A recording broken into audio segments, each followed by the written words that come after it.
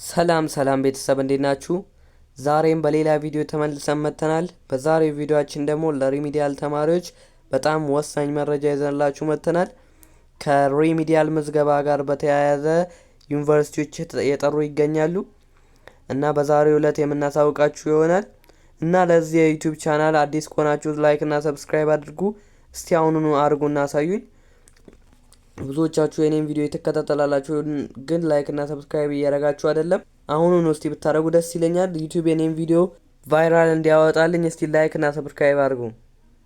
በጣም ደጋገምኩባችሁ ግን የኔ አካውንት በጣም የተመታ ስለሆነ ነው። እና ወደ ቪዲዮ እንገባለን። በዚህ 2 ቀን ውስጥ እንግዲህ ሰላሌ ዩኒቨርሲቲ ጥሪ አካሂዶ ነበረ።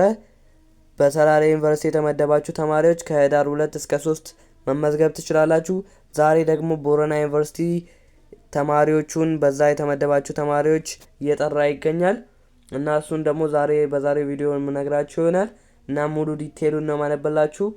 ለቦረና ዩኒቨርሲቲ ሪሚዲያል ተማሪዎች በሙሉ በ2018 ዓመተ ምህረት በቦረና ዩኒቨርሲቲ በሪሚዲያል ማሻሻያ ፕሮግራም የተመደባችሁ ተማሪዎች ምዝገባ ህዳር 3 እና 4 2018 ዓመተ ምህረት መሆኑን እያሳወቅን በተጠቀሱት ቀናት ብቻ በዩኒቨርሲቲ ዋናው ሬጂስትራር ጽህፈት ቤት በአካል በመገኘት እንድትመዘገቡ እናሳስባለን እና ማሳሰቢያ ይላል።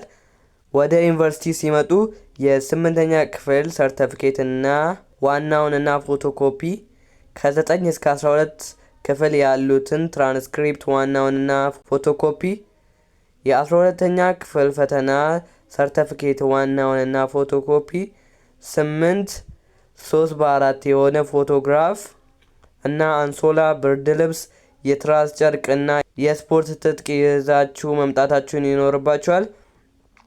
ከላይ ከተጠቀሱት የመመዝገቢያ ቀናት በፊትም ሆነ በኋላ የሚመጡ ተማሪዎች የማናስተናግድ መሆኑን ከወዲሁ መግለጽ እንፈልጋለን ይላል እና ቦረና ዩኒቨርሲቲ እንግዲህ እነዚህን ይዛችሁ መገኘት አለባችሁ ይላል። ሰላሌ ዩኒቨርሲቲ ትንሽ ነገር ነበር ያዘዘው እና ይሄን ቪዲዮ አሁንም በድጋሚ ልጠይቃችሁ ላይክ እና ሰብስክራይብ አድርጉ። ፈጣን መረጃ የምትፈልጉ ደግሞ ከሆነ የኔን የቴሌግራም ቻናል መቀላቀል ትችላላችሁ። የቴሌግራም ቻናሌን ደግሞ በመጀመሪያው ኮሜንት ላይ ማግኘት ትችላላችሁ ማለት ነው እና ይመቻችሁ።